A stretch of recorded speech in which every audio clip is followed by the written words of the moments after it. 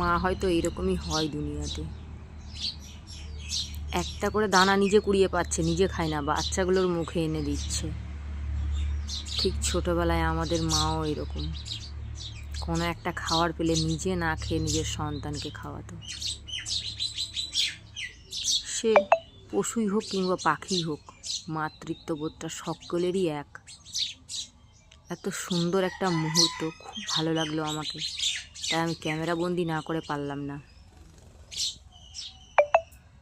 ওটা হয়তো মা ছিল, এটা বাবা। এই খেয়েই যাচ্ছে কিন্তু মাটা নিজে না খেয়ে সম্পূর্ণ বাচ্চাগুলোকে খাওয়াচ্ছে। এই যে একটা বাচ্চা এখানে আছে, আবার চলে আসলো ওর মাটা এখানে খাবার নিতে।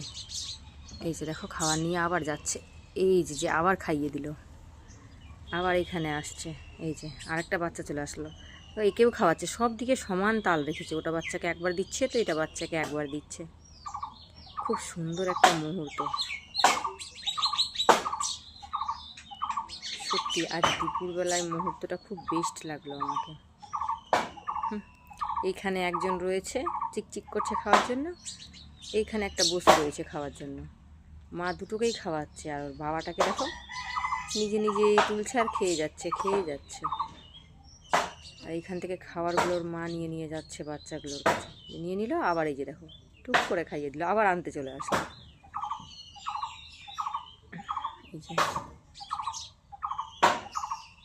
এই যে নিয়ে যাচ্ছে একটা করে, হা করে কত আশা করে বসে আছে একদম খাওয়ার জন্য। মায়ের উপর নির্ভর আমরা সকলেই, সত্যি চোখ বন্ধ করে বিশ্বাস করা যায়। মা চোখ বন্ধ করে হা করে নিচ্ছে, মা মুখে কি দিবে তো খাবো।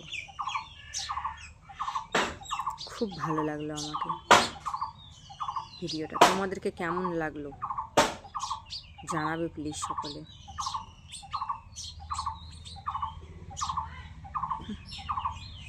দূরে দূরে যাচ্ছে, একটা করে দানা পাচ্ছে আর নিয়ে আসছে, নিয়ে এসে টুক করে দিয়ে দিচ্ছে।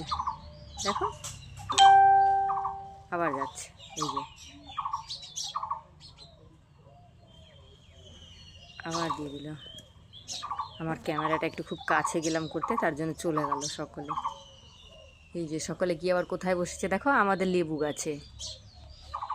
তার মধ্যে একটা কথা দেখো, আমাদের লেবু গাছে এবার কত লেবু ধরেছে দেখো, মানে গাছে পাতা দেখতে পাওয়াই যায় না ঠিক মতো করে, এত লেবু হয়েছে। ভিডিওটা করতে করতে কিন্তু অনেকটাই লং হয়ে গেল।